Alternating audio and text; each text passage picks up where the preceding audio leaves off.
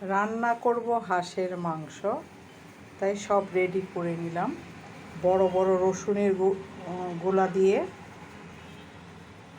আর আদা হলুদ মরিচ পাউডার, কাঁচামরিচ, আদা রসুন পেস্ট, পেঁয়াজ, গরম মশলা, তেজপাতা, লবণ দিয়ে রান্না করব একদম কষা কষা করে, ঝাল ঝাল করে হাঁসের মাংস।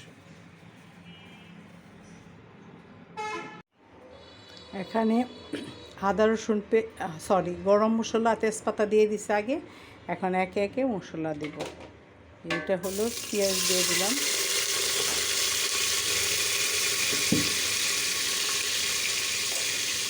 তারপরে হলুদ, মরিচ, ধনিয়া পাউডার,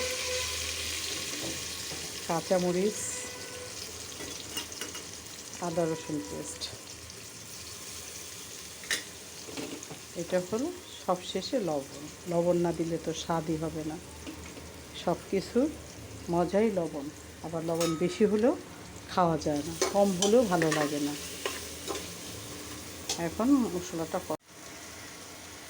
এখন মশলাটা কষানো হয়ে গেছে, হাঁসের মাংসগুলো দিয়ে দেব।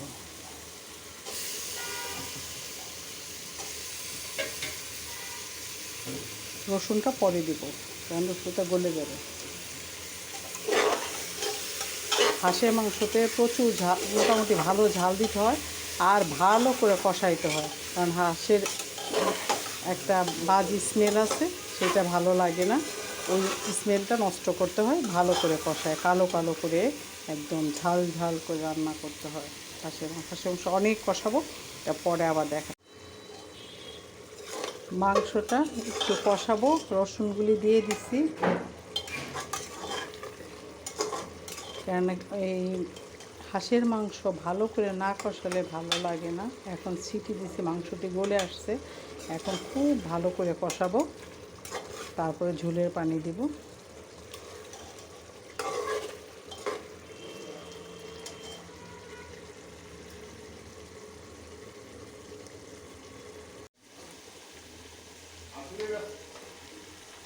মাংসতে ঝোলের পানিটা দিয়ে দিলাম।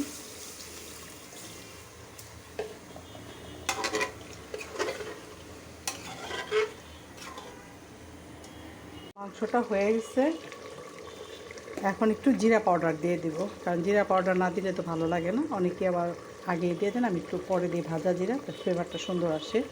আর বিশেষ করে হাঁসের মাংস, এতে মানে ভালো করে কষাইতে হবে, মশলা ঠিকঠাক দিতে হবে, ঝালটা ঠিক দিতে হবে। আর জিরা পাউডার, গরম মশলা ঠিকঠাক না দিলে হাঁসের মাংস আলাদা একটা স্মেল আছে, ওইটা থেকেই যায়। তাই হয়ে গেছে মাংসটা, একটু আঠা আঠা ঝোল ঝোল রাখবো। আমার ভিডিওটা ভালো লাগলে লাইক দিবেন, কমেন্টস করবেন, শেয়ার করবেন। আল্লাহ হাফেজ, আসসালামু আলাইকুম।